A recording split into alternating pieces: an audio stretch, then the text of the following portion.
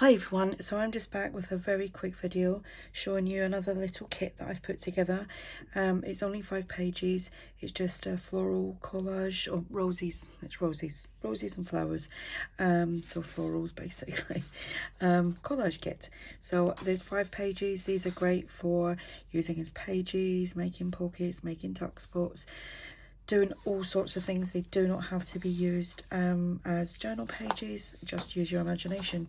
So there is one, there is number 2, and I'm gonna do some tags as well to match these. They will be a separate listing. So the flowers are all pink, but the backgrounds are all slightly different. Okay, so that's these. I'm enjoying using other people's kind of collagey, floral collage background papers, so I thought I'd make some of my own. I will have a link in the description box for these, and yeah, go and check it out. So thanks for watching. Bye.